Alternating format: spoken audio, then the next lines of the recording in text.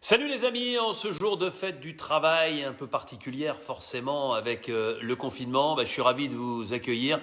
Et puis j'avais envie de mettre ce t-shirt, regardez, Lifeguard Venice Beach. Ça vient de Californie, ça vient de Los Angeles.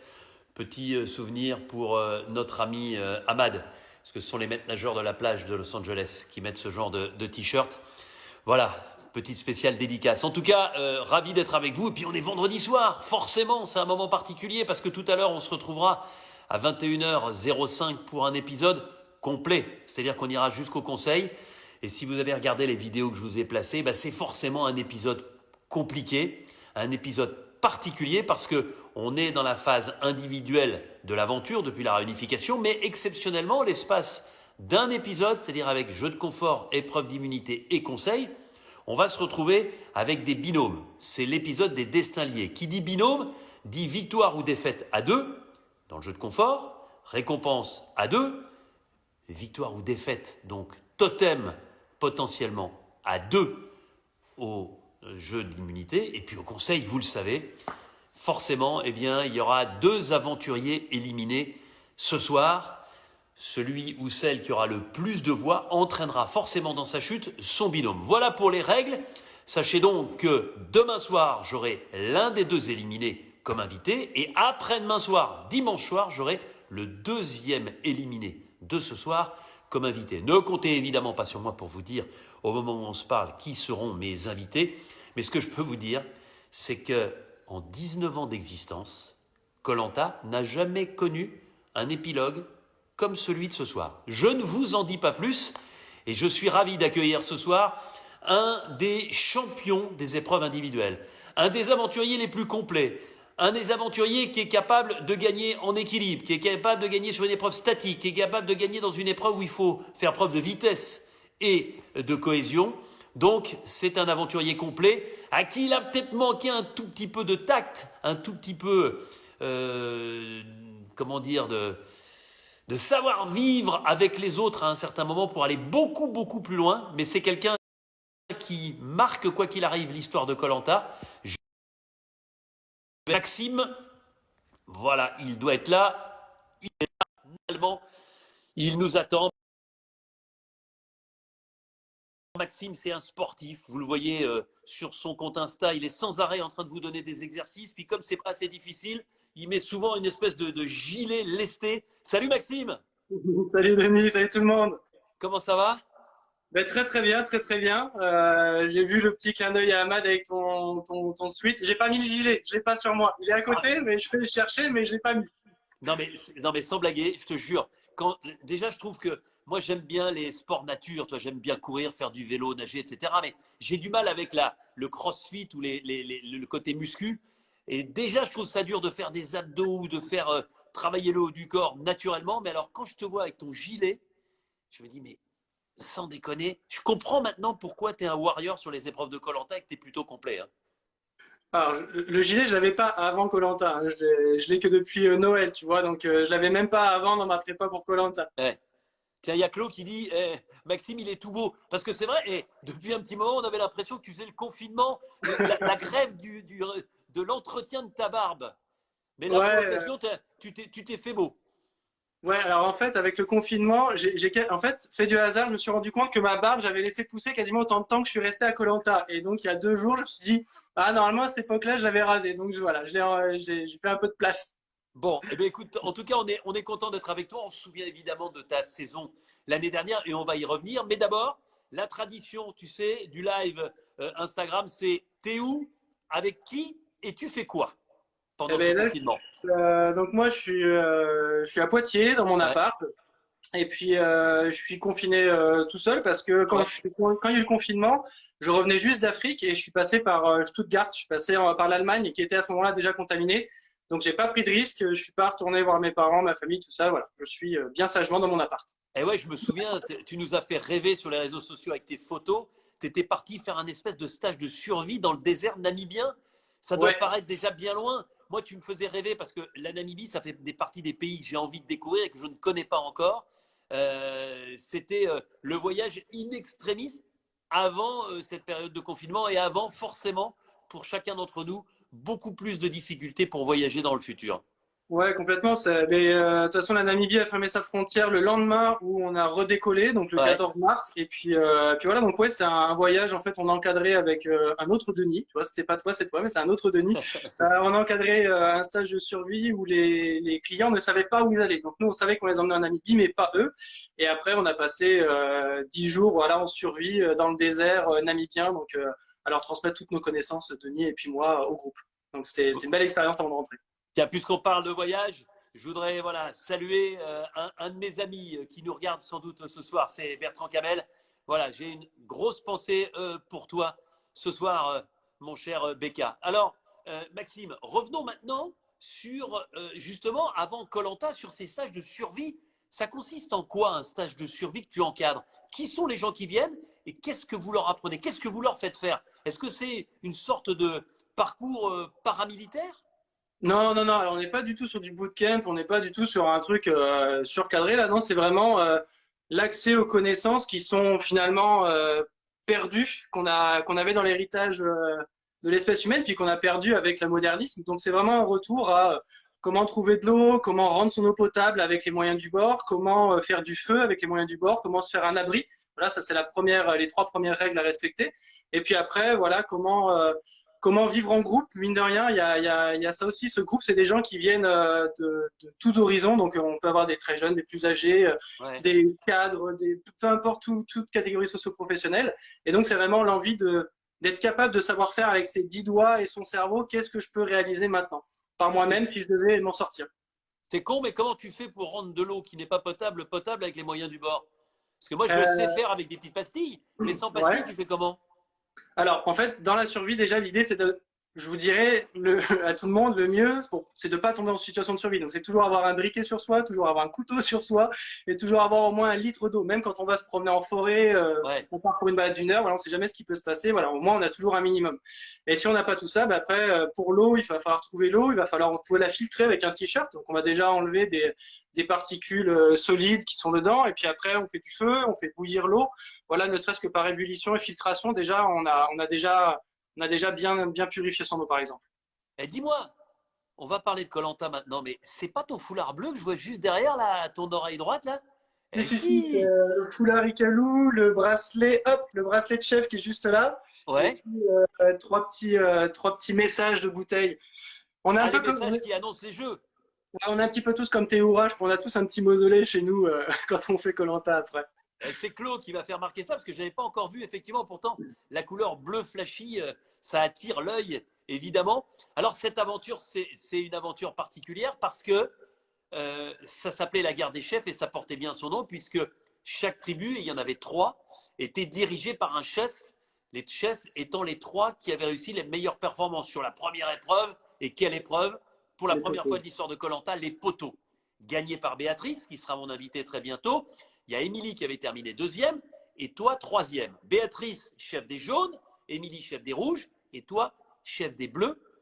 Et ce qui est étonnant, c'est que il y a trois profils très différents. Béatrice, elle n'est pas spécialement chef, mais ça ne la dérange pas plus que ça. Émilie, elle, pour elle, c'est un cadeau empoisonné, elle n'a pas envie d'être chef.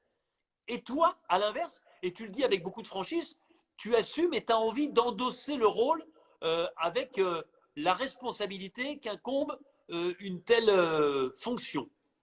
Ouais, c'est vrai que quand tu donnes les bracelets à Émilie et Béatrice, je veux pas encore croire qu'il y a trois équipes trop, tu vois, je suis pas encore trop sûr de ça. Puis je me dis, bon, bah, en fait, si, je vais être chef. Donc, et je m'étais dit, mais pour une fois, je vais pas être guide. Je vais pas être en train de guider un groupe. Je vais pas être en train de guider une expédition comme j'ai pu faire avant. Voilà, je vais essayer de faire mon aventure comme tout aventurier. Et puis là, Ouais. bracelet, chef. Donc, bah, je me suis dit, bon, bah, tant pis, moi qui voulais faire profil bas, et, bah, c'est pas grave, je Mais dois endosser la franchement, responsabilité. Maxime, dis-nous la vérité. Dans ta position, justement, de leader d'équipe, dans ce que tu fais, dans ton rôle de guide, c'est compliqué pour toi de faire profil bas. T'aimes bien parce que tu as les connaissances, t'aimes bien faire savoir, t'aimes bien transmettre ce que tu connais. Donc, ce poste, j'ai l'impression, de chef, il t'allait comme un gant au départ. Ouais, c'est vrai que ça m'a pas. En fait, ce que j'avais peur, c'est que ça me mette trop en avant, que je sois Ouais. une cible un peu trop évidente pour la suite, bon, ce qui a été Ouais. le cas. Mais, Ouais, mais mais ça n'a ouais, pas non, été le cas tout de suite. Et non, dès non, le ça n'a pas été le départ, cas au tout de suite. Ouais. contraire. Parce que dès le départ, au contraire, tu fais le guide. C'est-à-dire, le Ouais. guide, un guide, c'est pas quelqu'un qui s'impose. Un guide, c'est quelqu'un qui montre, c'est quelqu'un qui facilite les choses pour les autres. Et franchement, le début de la tribu bleue, c'est juste que du bonheur. Mais puis c'est ce que j'avais à cœur de faire en fait, c'est ce que j'avais dit à l'équipe dès le début. Moi j'avais des connaissances que, alors Brice en avait quelques-unes aussi, donc c'est vrai qu'on essayait d'amener beaucoup sur la survie parce que c'est ce qui rassurait beaucoup le groupe. Brice, il Euh, avait la connaissance pour attraper les lézards. ouais, Et puis maintenant, il a une deuxième connaissance qui est absolument formidable, c'est la coupe de la moustache. ouais, il Ça, nous a c'est fait une coupe maintenant, il est Astérix devenu là qui était, barbier. Il ouais, est il nous a devenu fait, barbier, l'ami Brice. il est magnifique.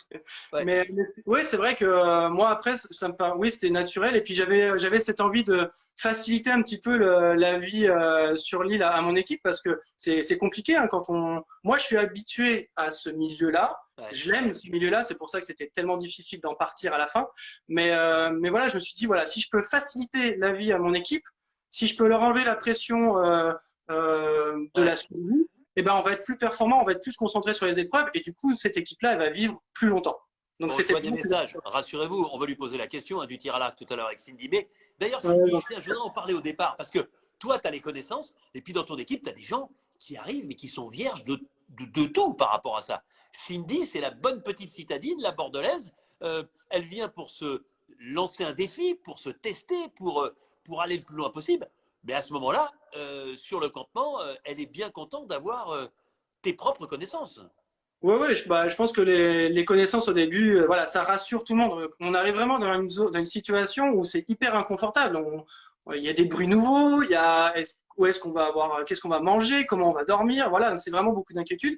Et je pense que au fur et à mesure, tout le monde a pris en confiance en soi. Donc c'est ça aussi qui était valorisant pour moi en tant que chef, c'était de voir que chacun commençait à être à l'aise aussi sur son aventure. Et oui, on a fait des petits cours, on a fait des tutos, utiliser sa machette correctement. Je me rappelle d'Alizéa, Cindy aussi, qui demandait, qui voulait apprendre et tout. Donc c'est vraiment une belle partie, un beau début d'aventure, ouais, complètement.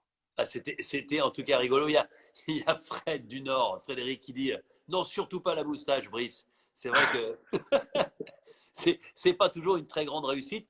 Néanmoins, je pense que sa moustache, c'est encore mieux quand même que ses chemises. Mais là, hein, le confinement, malheureusement, il est vraiment, vraiment confiné, l'ami Brice.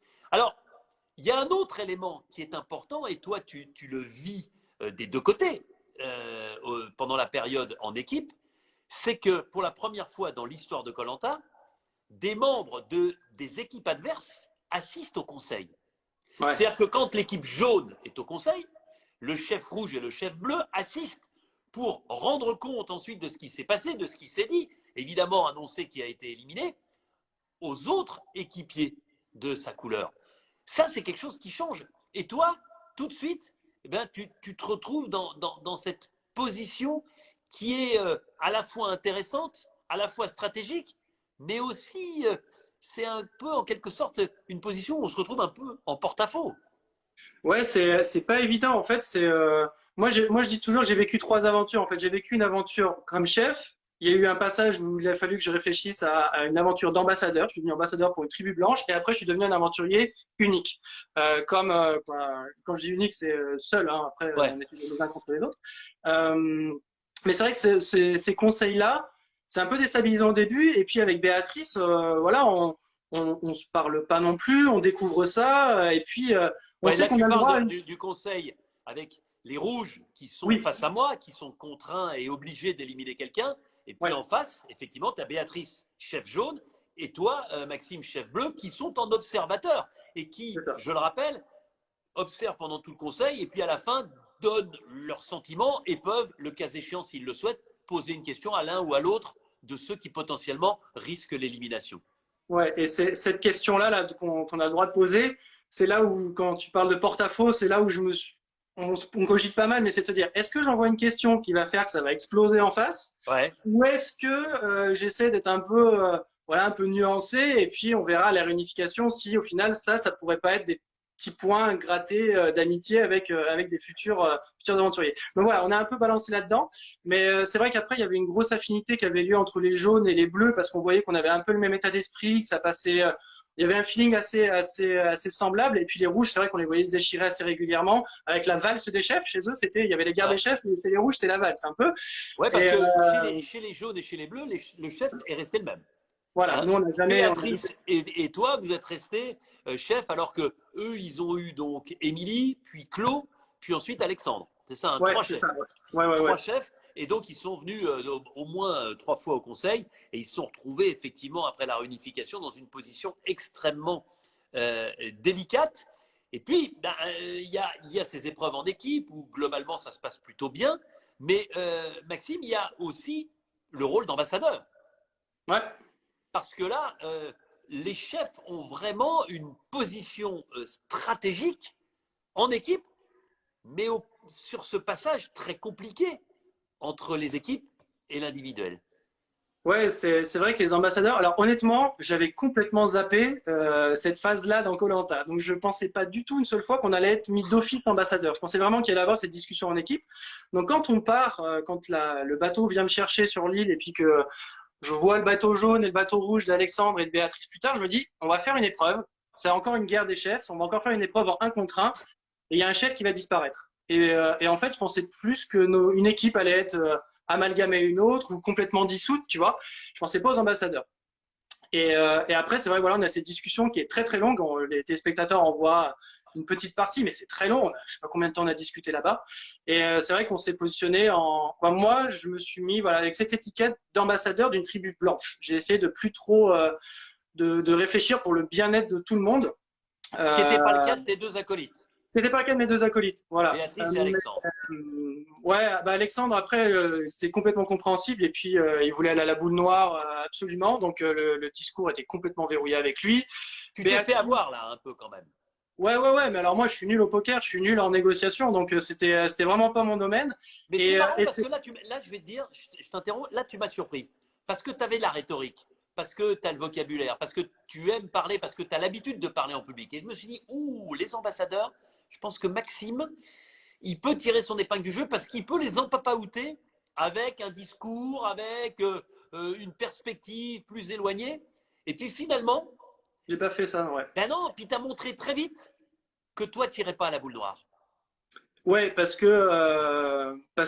que c'est pas là ton erreur? Parce que même si tu veux pas y aller, si tu dis que tu y vas, ça change peut-être les choses, ça change la donne et tu es moins acculé, tu es moins dos au mur que sur la situation que tu as vécue où, de toute façon, comme les deux autres disaient, bah, moi je vais à la boule noire, bah, toi Mhm. tu étais obligé de faire allégeance et de t'entendre avec eux et de proposer quelque chose. C'est-à-dire Ouais, que tu mais t'es mis c'est tout de vrai suite que en difficulté. ouais, mais alors sur ça, c'est vrai que moi j'ai eu une trouille complète de me dire, mais non, je peux pas risquer cette aventure de fou parce que Ouais. c'est incroyable déjà d'avoir la chance d'y être, de voir qu'on avance, de voir qu'on va arriver à la réunification Ouais. et que ça soit joué sur quelque chose qui m'échappe complètement. Et Mais je suis d'accord avec toi, hein, tu sais, j'ai alors voulu là, rester maître, j'ai voulu rester maître de mon destin et j'ai pas de bol au tirage au sort. D'ailleurs, le tirage à courte paille pour les lettres le prouve peu de temps après. Voilà, je connais ma non-chance avec le hasard et j'étais convaincu que la boule noire était pour moi. Je la visualisais déjà dans ma tête qu'elle était pour moi et voilà, j'ai pas pu m'y résoudre. mais moi je Euh, comprends quand on a fait autant de sacrifices, quand on a autant de bonheur à être sur koh, quand on a autant envie d'aller montrer ce qu'on est capable de montrer dans les épreuves individuelles, de ne pas aller à la boule noire.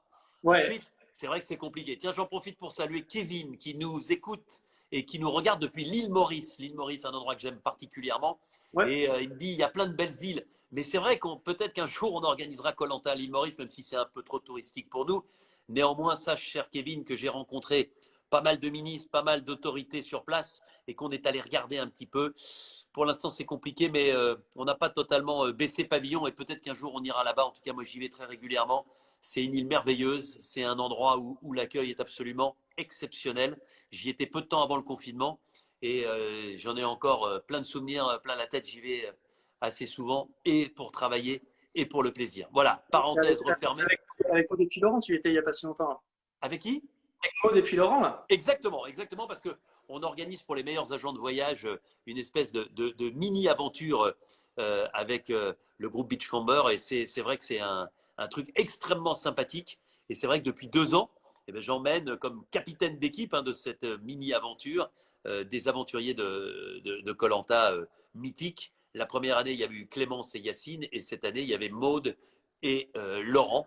Voilà, on n'a pas encore décidé pour l'année prochaine. D'ailleurs, on ne sait pas bien comment tout ça va se passer avec les difficultés qu'on connaît. J'avais d'ailleurs quelqu'un de l'île Maurice hier par message, et le confinement est très strict aussi là-bas, et forcément, ils vivent que du tourisme et tout est fermé. Donc, c'est très, très compliqué pour eux là-bas. Bref, parenthèse refermée, revenons à nos moutons et aux ambassadeurs. Et là, eh ben, tu lâches quelqu'un. Ouais, je lâche Fred parce que, bah en fait, depuis le début de l'aventure, il veut m'éliminer. En fait, c'est son objectif depuis le début. Il veut faire sauter le chef bleu. Donc là, après, ça devient aussi un peu personnel, mine de rien. Et puis, il nous avait clairement annoncé qu'à la réunification, il allait mettre un bazar monstre dans la tribu blanche. Fred, il n'a pas eu la possibilité de le faire parce qu'il part très vite, il revient. Mais Fred, il avait un potentiel amadien, j'ai envie de dire, Exactement. sur cette saison-là. Il aurait pu, lui Exactement. aussi, il avait envie de jouer la stratégie. Ah, mais Fred, de toute façon, dès qu'il est arrivé, il nous a dit, moi, mon aventure, c'est une aventure à la Ravière. Alors tout de suite, on a su où on mettait les pieds avec notre personnage préféré.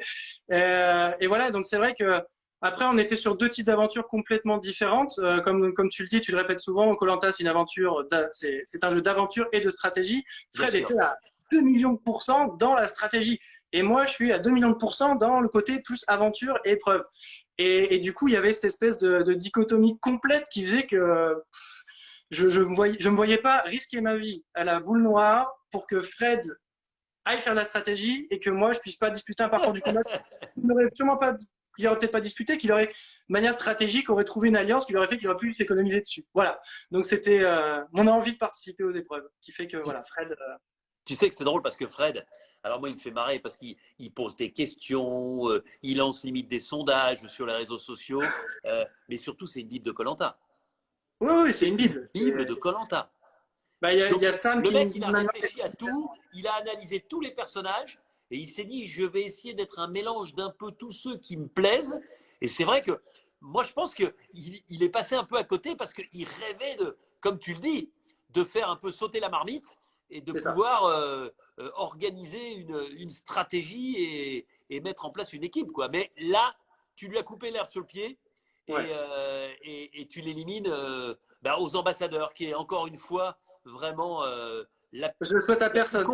La plus compliquée des éliminations. Exactement. Ouais, c'est une épreuve. Quoi, c'est pas perçu vraiment comme une épreuve. Quoi, je me rappelle, moi, en tant que téléspectateur, je voyais pas ça comme une épreuve. Et en fait, c'est la pire. Je pense que c'est pour moi, c'est la pire que j'ai eu à vivre là-bas. Autant souffrir avec des disques ou sur des épreuves X ou Y de statique, de force, de vitesse, de quoi que ce soit, ça va. Mais alors ça, quand on vient dans la réflexion de devoir choisir entre une personne et une autre de cette façon-là, je trouve ça extrêmement éprouvant moralement.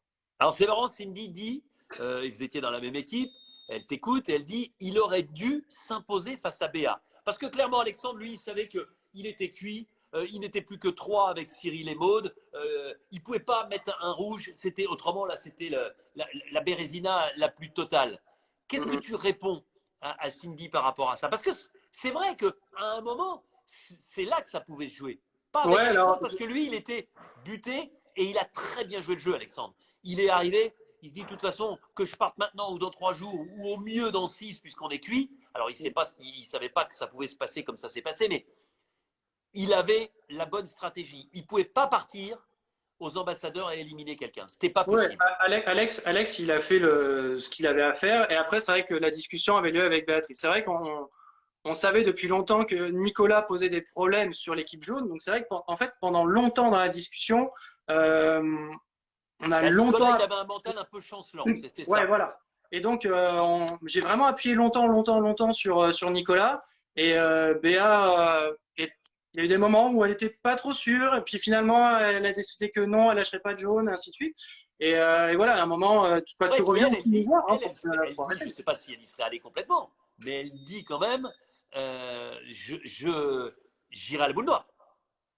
Ouais, mais encore une fois, je te dis, moi, tu sais, après, si la solution n'était pas dans l'équipe des rouges, j'étais plus dans l'équipe des jaunes, et puis dans l'équipe bleue, voilà, c'est ce que je disais. entre la façon de voir l'aventure de Fred, qui était pure stratégie, Ouais. et puis qui avait en ma tête en focus depuis le début, à vouloir m'enlever, et puis finalement moi qui voulais vivre l'aventure pour les épreuves qui suivaient aussi. Bah, à un moment, voilà, la porte Ouais. s'est fermée chez les jaunes, la porte s'est fermée chez les rouges, et puis chez les bleus, malheureusement, Fred a un peu tendu le bâton pour se faire battre, à vouloir absolument m'éliminer dès qu'il en aurait l'occasion, ou vouloir faire de la stratégie Ouais. à tout prix, et à l'opposé de ma façon de me voir l'aventure.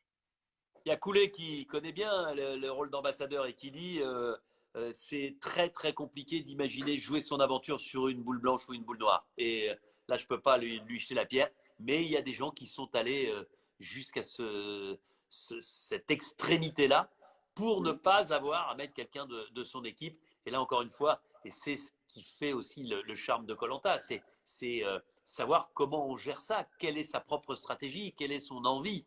Voilà. Oh là là, mais Cindy, elle met des messages, mais ça fait 4 lignes. Et autant que. Euh, J'avoue, non, j'en vois pas quelques-uns, mais j'ai non, pas non, mais pensé. fais gaffe parce qu'autrement, voilà. Ah Bah, ouais, Koh c'est Lanta clair. en Polynésie, je suis d'accord. Hein, moi, je veux bien venir. C'est mon ami Bichente Lizarazu qui y va souvent et qui me dit toujours, mais il faut aller en Polynésie. Voilà, donc. Sans Non, problème, mais on peut. voilà, exactement. Je sais pas si Ahmad il est là. Je sais pas s'il a vu mon t-shirt Lifeguard. Je sais pas, mais je j'arrive pas à voir.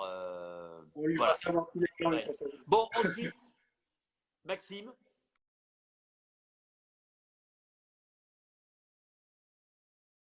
tu arrives dans ce que tu attendais. C'est-à-dire que Ouais. tu n'es plus chef, mais tu restes quelque part chef des épreuves. Parce que on va pas les détailler les unes après les autres.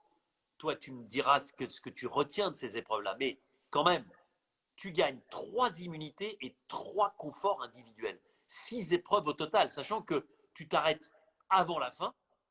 C'est une performance exceptionnelle. C'est une performance digne sur une saison d'un Claude ou d'un Théoura. Personne n'a fait mieux que ces trois-là, c'est-à-dire Claude, Théoura et toi. Tu en as conscience? Sur le coup là-bas, non, pas du tout. En fait, c'est une expression que Moussa va aimer. J'étais en mode machine. Ouais. J'étais en mode machine en me disant, en fait, koh j'ai toujours, c'est Claude, Claude, Freddy, Grégoire à l'époque qui m'avaient inspiré dans l'envie de voir koh de Eh, je regarder, de t'arrête vivre juste tout 30 ça. secondes. Ouais. Cindy avec son humour qui dit même moi qui adore Fred, difficile de lui faire confiance à ce coquin. Ah, on est d'accord. Merci Cindy. Et ben voilà, on se rejoint Mais non, mais, complètement. ah, mais attendez, mais attends, mais Fred, tu sais, avec ses grands yeux comme ça, là, tu te dis que mais il peut te manger du jour au lendemain et te faire Ah sauter ouais. sans que tu t'en rendes compte. Hein. Ouais, non, c'était un filou, il allait dans tous les sens. Mais Ah, c'est pour ça, la réunification, ça aurait été un bazar ouais. monstrueux, ça aurait été terrible.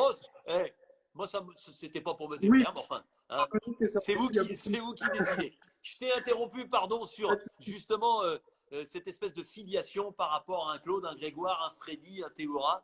Ouais, et en fait, pour moi, koh ça a toujours, quoi, le principe des épreuves, c'est le confort te permet d'être en meilleure forme, on va dire, que les autres, donc doit te permettre de gagner l'immunité, qui te permet de rester. Donc, si tu es resté, derrière, il faut regagner le confort pour être en meilleure forme, pour gagner l'immunité, et ainsi de suite.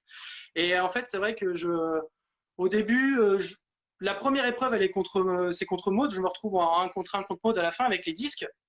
Et Maud me dit à la fin, quand elle gagne cette épreuve, elle me dit, il va falloir qu'on fasse attention, on se met une cible sur le front, va peut-être falloir moins gagner. Ouais.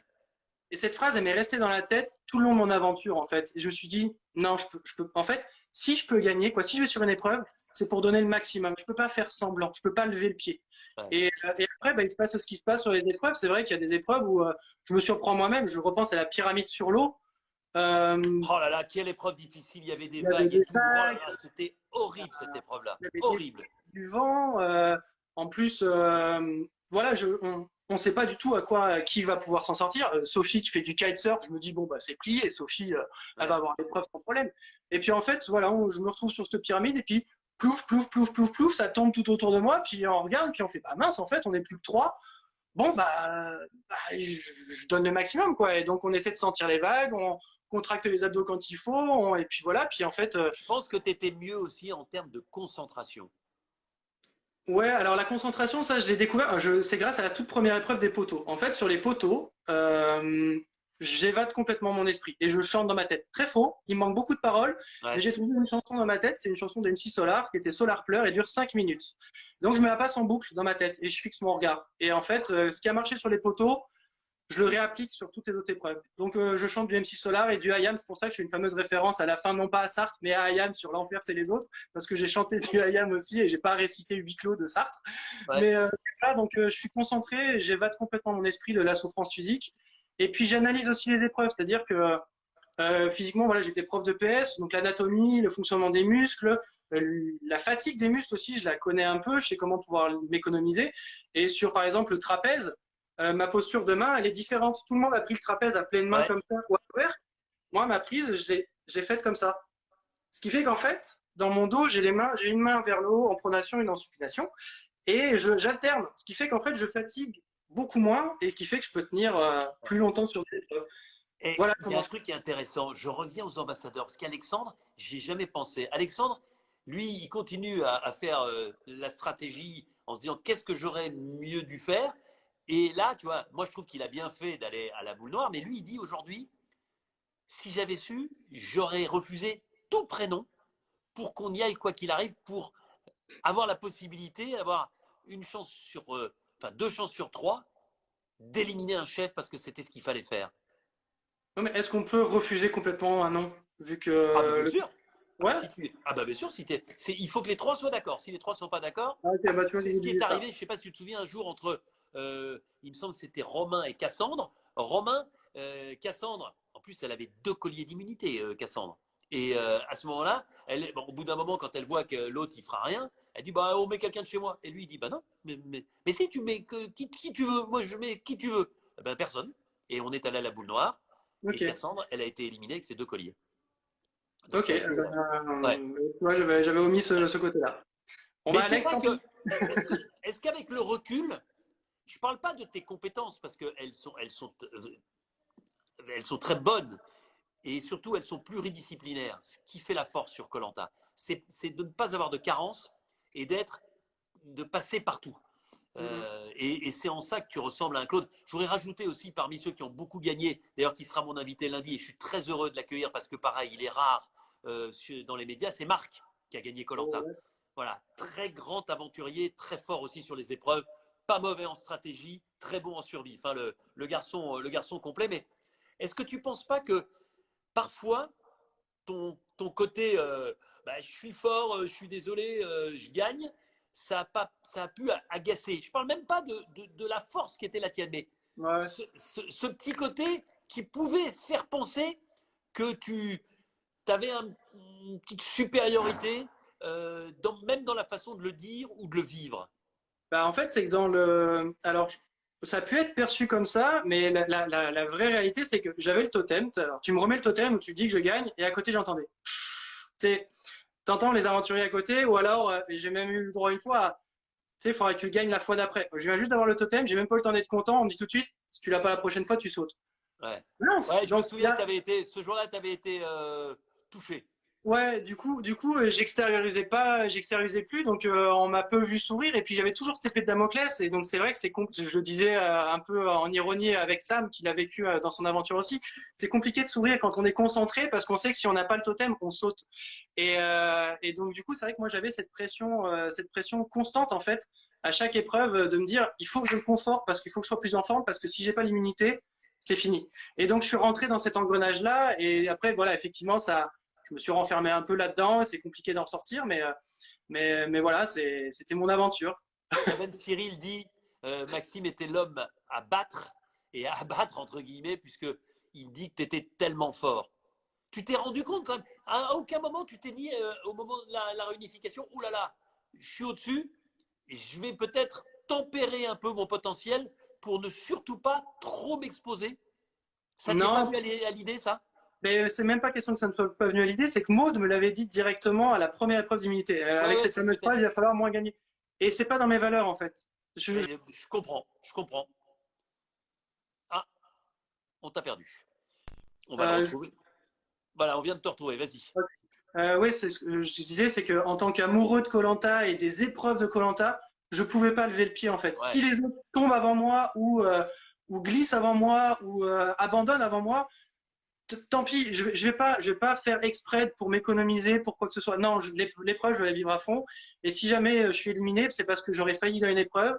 Mais au moins, je pourrais pas me dire, mince, j'ai pas tout donné. Mince, cette fois-ci où j'ai voulu faire un peu de stratégie, je me suis fait avoir. Ben non, voilà, je voulais avoir la maîtrise sur mon destin le plus possible. Et puis, au moment où eh bien, t'es pas infaillible, il y a des gens, hein, je suis persuadé qu'il y a des gens qui ont pensé, et moi je l'ai un peu évoqué, que tu pouvais faire le grand chelem, que tu pouvais peut-être tout gagner. Et malheureusement, à un moment, tu tombes, et Ouais. en tombant, eh bien, tu ouvres la porte à tous les autres qui ne se sont pas gênés. Ouais, ben alors il y a un moment, je me suis dit, en fait, je me suis pas dit que j'allais faire le grand chelem. Non, je me suis pas dit ça. Je me suis dit de toute façon, j'ai pas le choix. Et c'est ce que je Eh disais oui, bien sûr. en petite interview quand on a les interviews avec les équipes sur l'île. Je disais, de toute façon, moi, je suis dans un cycle maintenant où j'ai pas le choix. Je suis obligé de gagner, sinon je saute. Donc et donc bah de fait, oui, ça fait que je dois faire un grand chelem en fait. Mais c'est pas ça que j'avais en tête. C'était de me dire, si je veux aller à l'orientation, qui était mon objectif en fait, j'avais deux Ouais. objectifs réunification, orientation. Si je veux à l'orientation, j'ai plus le choix, faut que je gagne tous les totems. Et sur cette épreuve-là, ouais, sur le koala, je sais pas, est-ce que j'aurais dû prendre, je me suis longtemps posé la question, est-ce que j'aurais dû prendre l'autre paire de chaussures, est-ce qu'elles auraient mieux agrippé mais voilà, ça s'est passé comme ça, j'ai glissé, j'en pouvais plus, j'arrivais pas justement à m'isoler psychologiquement de la souffrance physique du poteau parce que c'est vraiment pas Ouais. évident. Et puis j'ai pas réussi à sortir de, voilà, à sortir de la souffrance. Et puis voilà, je suis tombé. Ça arrive. Ouais. Je voudrais aussi qu'on revienne sur ce que permet aussi koh, parce qu'à un moment, et c'était pas facile, hein, moi j'étais en face, je me suis dit, ouf, pas évident, c'est-à-dire que les gens t'ont dit un peu leur cas de vérité. Alors c'est toujours plus facile d'être du côté de ceux qui disent les choses que de le recevoir, mais j'ai l'impression que, bon, tu l'as pris en pleine gueule, mais que ça t'a fait réfléchir et que ce qu'ils t'ont dit, ce qu'elles t'ont dit, ça t'a permis aussi, dans l'aventure, mais je suis sûr après, d'avancer, de prendre conscience de certains points de ton caractère et de ta personnalité qu'il fallait peut-être faire un petit peu évoluer. Bon, c'est la psychologie de comptoir, tout Ouais, ouais, ça, non, mais, mais complètement, mais quand même, complètement. je me souviens de ton regard et je me souviens de ce que tu avais dit, parce que tu es quelqu'un d'intelligent, et je crois que tu les as écoutés et tu les as entendus. Ouais, en fait, c'est vrai que j'étais assez renfermé. J'étais tellement concentré sur les responsabilités que j'avais endossées en tant que chef. Je m'étais vraiment pris ces responsabilités-là à vraiment très très à cœur de faciliter la vie des aventuriers en termes de survie. Ouais, et puis Et les après, gens te trouvaient un peu professoral, un peu. Ben, toi, tu avais ta casquette encore de guide et tu leur disais globalement ce qu'il fallait faire et à quel endroit et à quel moment.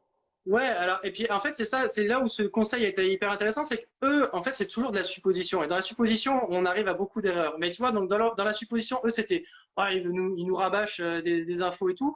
Moi, dans mon idée, c'était, bon, bah, ils veulent pas l'entendre ou alors ils s'en foutent. Mais c'était vraiment, bien, tu te donnes ça. Si tu sais pas, ça me fait plaisir de te donner cette information-là ou de te donner ce savoir-là. C'était vraiment cet échange-là. Et en fait, quand il y a eu ce conseil-là, on a crevé l'abcès, en fait, en se disant, écoute, Max, parfois, les réponses, elles sont trop longues. Bon, parce que je suis passionné par le truc que je Ouais. dis, voilà. Mais au-delà de ça, moi, ça m'a permis de m'enlever une pression. Ça m'a permis de me dire, OK, maintenant, j'ai plus besoin d'apporter ça. Chacun est devenu un aventurier. Chacun se sent à l'aise dans la survie et sur l'île. Et tant mieux, en fait. Et du coup, ça veut dire que je peux ne plus être que juste un aventurier. C'est pour ça que je disais que j'ai été chef, j'ai été ambassadeur et je suis enfin devenu un aventurier à part entière pour moi. Et ça m'a fait du bien. Et ce conseil-là, je me suis dit, voilà, je peux enlever cette pression-là, j'ai Ouais. plus besoin de cette responsabilité-là et je peux vivre mon aventure peut-être plus sereinement. Et puis, ça s'est vu après, même dans la relation avec tout le monde. Bon, ils avaient quand Est-ce que même à cœur. ça a duré longtemps parce que bah, dès que tu as perdu, ils en ont profité. C'est Euh, ça. Est-ce que, objectivement, tu as le potentiel d'un gagnant de koh? Ouais. Oui, parce que en fait, il y a le côté stratégique. J'ai un peu effleuré et que j'ai vraiment pas trop axé dessus.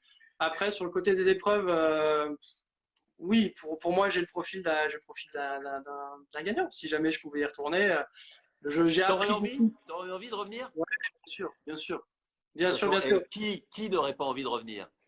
je pense que tu vois, il y a une petite phase quand même après koh où tu dis, oh, j'ai tellement souffert, c'est tellement dur physiquement, moralement, mentalement, ça que les gens comprennent bien, parce qu'on nous dit, ouais, vous mangez, machin truc. Ouais. Non, c'est une souffrance, c'est vraiment difficile. Ah ben c'est clair. Faut vraiment être costaud sur beaucoup, beaucoup de domaines. Donc je pense, après, il y a une petite phase après koh on se dit, oh, et plus jamais. Bon, sauf que moi, l'aventure, c'est toute ma vie. Voilà, j'ai encadré plein d'expéditions. J'ai eu la chance de vivre koh Bien sûr que j'y retourne et voilà, mille fois, j'y retourne. Tiens, je vois un petit message de Cindy qui dit qu'elle ne t'a pas éliminé, toi, parce que tu étais fort. Je pense qu'il y avait aussi, avec Cindy, effectivement, ça faisait de temps en temps un peu des étincelles. Ouais, ouais, avec Cindy, avec Cindy, on était aux antipodes. Pareil, on est sur deux façons de vivre l'aventure qui sont complètement différentes. Moi, elle me voyait comme un bourrin en train de te couper des trucs à la machette tous les jours et autres. Et puis elle qui était en mode, on peut aussi apprécier, prendre le temps d'apprécier, prendre le temps de vivre. C'est vrai que ça, c'est une chose que j'ai appris de Cindy et que je referai sûrement plus dans un prochain koh où voilà. Et ce que j'ai fait aussi au fur et à mesure un peu plus de l'aventure. Mais Cyril dit on l'a éliminé aussi, indépendamment de sa force, parce qu'il n'était pas dans l'alliance majoritaire. Donc c'était aussi un vote stratégique. Mais tu vois, Alexandre dit moi, je préfère garder les plus forts pour que la bagarre soit plus belle. C'est l'éternel débat de koh. Et c'est un débat qu'on peut avoir. Et je pense que les gens peuvent en plus avoir des avis très différents quand ils sont tranquillement installés dans leur canapé et qu'ils regardent le live comme ça. Et quand on est sur place et qu'on a envie d'aller loin à un moment ou à un autre. Donc, je ne veux pas te dire, mais prenons l'exemple du tennis. Roland Garros, j'espère que ça aura lieu au mois de septembre. Si Nadal perd au premier tour, mais tous les autres favoris du tournoi, mais ils vont sauter de joie. ah oui, Ils vont forcément. sauter de joie. Pourtant, ils rêveraient, si tu leur poses la question, ils rêveraient tous de battre Nadal en finale. Ouais, ouais, Mais ben, c'est n'empêche sûr. que si Nadal n'est pas là, lui qui a gagné, j'ai peur de donner une connerie, mais 11 ou 12 fois, tu vois ce que je veux dire? Donc, c'est aussi un peu naturel. C'est une élimination indirecte, par ricochet, mais on peut comprendre, encore une fois, que de temps en temps, on ait envie. Voilà, il y a le côté chevaleresque. Il y a le côté chevaleresque. Et Bien il y en a sûr. qui l'auront toujours. Mais il n'y a pas que le côté chevaleresque, et puis il y a le côté stratégie, puis il y a le côté alliance, il y a le côté amitié, il y a le côté relationnel, et ça fait beaucoup aussi sur koh. La preuve, quelqu'un comme toi peut gagner 6 épreuves après la réunification et se faire sortir avant la finale. Alors, Ouais. Mais maintenant, après, c'est vrai dis-moi. que juste sur un dernier point sur ça, c'est que dans les alliances, j'avais quand même des alliances, mais ils sont tous fait dégommer les uns après les autres. Tu sais, il y a Mohamed Ouais, qui est parti avec le collier. ouais. Derrière, il y a Brice et Sophie qui ont été éliminés en binôme, les fameux destinés comme ce soir. Nicolas, avec qui on s'était promis de pas voter l'un contre l'autre, qui se fait éliminer juste aussi avant Ouais. moi. Tu vois, ça fait déjà quatre personnes qui s'en vont avec qui on était d'accord sur le fait de pouvoir avancer encore ensemble. Donc c'est vrai que je me suis retrouvé isolé en termes d'alliance. Et puis après, voilà, il y a ce côté épreuve qui a joué aussi contre moi. Est-ce que ça t'a fait changer ton koh? Je parlais de ce que les autres avaient pu te dire, de ce que toi tu avais pu penser, parce que je sais que tu réfléchis beaucoup sur toi-même, mais sur les autres, ce qu'était cette aventure. Est-ce qu'aujourd'hui tu es différent du Maxime qui a débuté koh? Ouais, il y a forcément des choses qui changent. Alors, il y a un truc qui est drôle, c'est que les gens disaient beaucoup dans les commentaires ou autres que j'avais vachement confiance en moi. Pas du tout. Je suis quelqu'un qui n'a pas confiance en soi à la Mais base. ouais, mais en tout cas, tu donnais cette apparence. C'est vrai, c'est vrai. Ouais, parce que j'étais obligé de rester fermé. J'étais obligé de. Merci pour le totem Denis. J'en fais pas trop, sinon ça va les énerver. Je vais me faire Ouais. virer. Mais donc voilà, j'ai gagné en confiance en moi avec koh et Bah, puis tant aussi mieux. en relativisme sur beaucoup de choses. Et puis en ouverture, voilà, c'est vrai que je suis quelqu'un qui sourit beaucoup normalement, et là-bas c'était pas le cas. J'étais très soucieux là-bas parce que j'avais à cœur de faire bien pour aller loin. Et en fait, ça c'est une partie de moi, ce côté social que j'ai pas beaucoup mis là-bas, que je me suis pas beaucoup investi là-bas dans le social, alors que voilà, j'adore discuter avec les gens, j'adore échanger, apprendre et autres, et voilà, donc c'est des choses Mais voilà qui me sont revenues et qu'il faut que je me réapplique au c'est quotidien. d'ailleurs ce que disent tous les gens qui t'ont connu dans l'aventure. Et après, ils expliquent très clairement que tu n'es pas le même en dehors Ouais, que celui que tu étais sur koh. Bon, ben ça, c'était ton aventure. On a bien compris que s'il y avait un jour un retour des héros, tu étais volontaire. On l'enregistre, je le note, la liste est longue. je Euh, crois que la liste est très très longue. Ouais. Revenons sur l'île des héros, sur cette année. Ouais. L'épisode, on vous le rappelle, ce soir, les destins liés, ça va être chaud, je vous le dis, avec un conseil comme on n'en a jamais vu.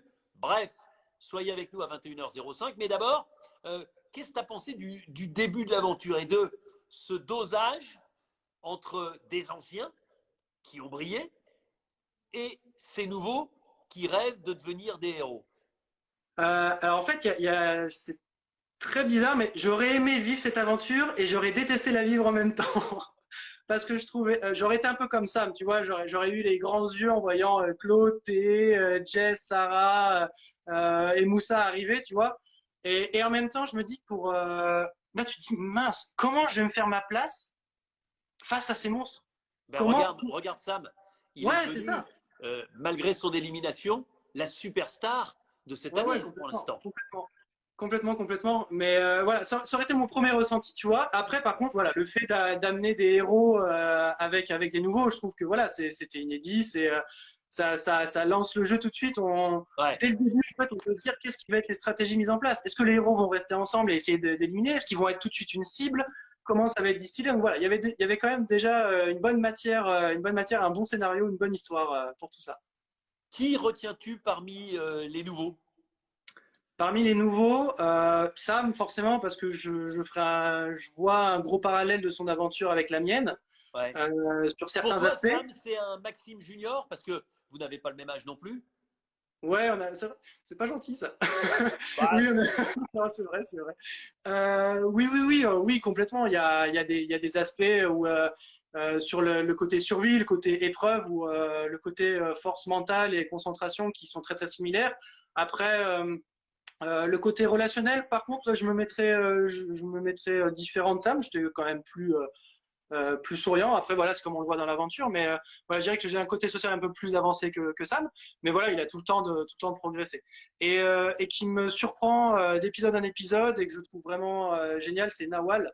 Peut-être encore parce que après, moi, je suis vendu au côté sport. Plutôt, désolé Ahmad, hein, mais je vais préférer un personnage comme Nawal, voilà, qui est très sportif, qui a un état d'esprit hyper clair, qui est hyper avenante et bienveillante aussi. Et voilà, la bienveillance, c'était un mot qui était très récurrent chez les Ikalou, chez ma tribu bleue, et que Nawal, voilà, porte bien sur cette aventure-là.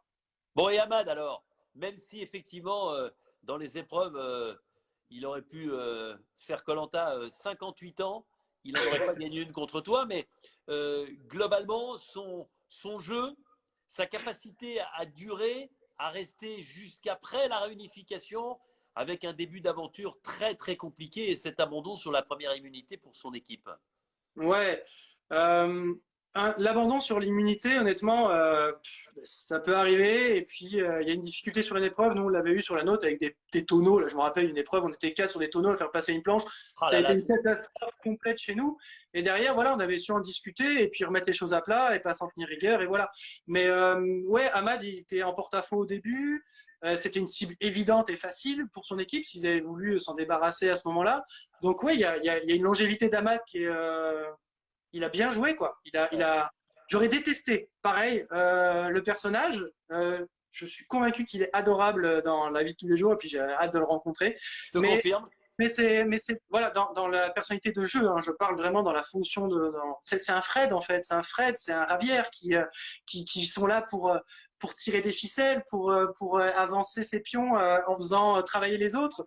Et voilà, il a fait ça avec doigté et perfection le plus Est-ce que longtemps qu'il tu a. pourrais dire que c'est aussi quelque part une Cindy qui a été une vraie stratège? Alors en étant sans doute dans la façon de faire, dans la façon de le dire et dans l'humour employé, euh, un peu plus, le terme fine, c'est pas ce que je voulais dire, mais en tout cas un peu moins brut, Ah un bah, peu moins brut de décoffrage. Un mat, c'est stratégie avec des gros sabots. Parce que, en fait, c'est vite dévoilé, c'est vite annoncé, c'est vite découvert, et ça fonctionne quand même. Donc, c'est ça qui est quand même assez fabuleux pour lui, qu'il ait pu avancer aussi loin, alors que elles ont été inventées quand même assez rapidement, ces stratégies, et il a quand même réussi, voilà, et Cindy c'était plus de finesse. Beaucoup Ouais. plus de finesse. Et parmi les héros, Alors, bah, les héros, moi je suis bluffé par Jessica parce que On n'entend pas beaucoup parler sur le camp, mais elle fait son petit chemin, quoi. Elle gagne un combattant, elle récupère le collier dans dans la dernière épreuve. Jess, franchement, chapeau. Et puis bon, après, moi, je suis fan. Koh-Lanta, Claude, Théoura, Moussa, voilà, c'est trois monstres sacrés de Koh-Lanta.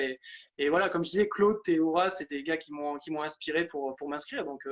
Je suis toujours ravi de les voir d'épreuve en épreuve. Qui est, selon toi, le meilleur aventurier de l'histoire de koh en termes de survie? Puisque ça, c'est ton domaine de prédilection. Toi, t'aimes ça. Ouais, en termes de survie, ouais, c'est compliqué. Je dirais, en fait, je vais revenir très très loin, mais je vais revenir sur Grégoire, en Grégoire, fait. Grégoire, en fait, parce il a posé les bases de la survie à koh je trouve, moi, pour c'est moi. vrai, tu as raison. Grégoire était exemplaire sur ça, et puis dans Tu sais sa ce que vie. dit Claude? Tu sais ce que dit Claude? Et il sait de quoi il parle. Il dit euh, Maxime, il a toutes les qualités et le gabarit pour koh il lui manque le vice. Ouais, bah écoute Claude, j'irai travailler avec toi pour avoir un peu plus de vis. Mais voilà, après sur la survie, ouais, Grégoire m'avait marqué. Il y a Marc, mais il y en a plein sur la survie, c'est compliqué. Théoura, après, il est exceptionnel. Et Yacine. Ouais, non, tu vois, je vais revenir. Je vais dire Yacine. Yacine sur la survie, sur la vie de camp, c'est incroyable tout ce qu'il a pu faire aussi. Ouais. Non, mais bah, tu Oh, il y cites a des aventuriers qui sont cités ouais, c'est quasiment en compliqué. permanence. koh toi qui animes des stages de survie, ton avis compte forcément beaucoup.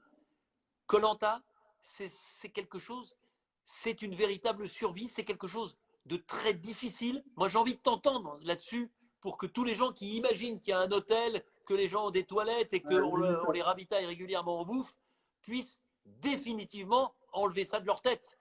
koh Ouais, c'est de la survie pure et dure. alors koh en fait, il y a une double survie parce que et c'est là où c'est encore plus difficile, je trouve, c'est que il y a une survie alimentaire, il y a une survie de confort. Ok, on est vraiment sur la base Ouais. de la pyramide de Maslow, là, les premiers besoins à satisfaire, nourrir, sécurité du dodo, et puis manger et, euh, et avoir un peu de feu. Et après, il y a une deuxième survie dans koh c'est les autres. Mm. Il faut survivre aux autres. Alors que quand on est dans une vraie situation de survie en groupe, tout le monde est là pour s'entraider. Et c'est là où on va essayer de sortir le potentiel de chacun pour avancer tous ensemble. Et koh il faut un seul à la fin. Donc c'est encore plus dur. Il faut survivre physiquement. Toi, tes Et on stages de ne survie, mange c'est pas. plutôt la partie avant la réunification. C'est ça, ouais, parce que nous, dans le stage de survie, on va être beaucoup aussi sur la psychologie de groupe, la psychologie individuelle, l'intégration des uns et des autres, être capable de faire émerger ses forces, ses compétences, et puis les combiner avec les autres pour avancer tous ensemble. Il y a vraiment cette synergie de groupe qui est recherchée, alors que quand on arrive après réunification, il en faut plus qu'un, donc c'est compliqué. Mais par contre, sur le terme survie, nourriture, confort ou autre, je vous garantis, certifie, venez en stage de survie avec moi, vous allez vivre la même chose qu'on vit à koh. Confort, zéro. Vous mangerez ce qu'on trouve. Et on mange là-bas ce qu'on trouve. Avec Brice, on a passé tellement de temps à chasser des geckos, on a mangé des araignées. Moi, pendant les interviews, quand je voyais un petit crabe blanc passer, j'attrapais le crabe de plage pour le manger devant le caméraman parce qu'il n'y a que ça à manger. Donc, moi, j'ai estimé en gros 40 grammes. 40 grammes. On devait manger 40 à 50 grammes par jour maximum, quoi. J'adore Cindy, la punchline terrible. Elle dit à quelqu'un je te rassure, il n'y a pas de code promo pour t'acheter de l'humour. Je trouve ça assez bon.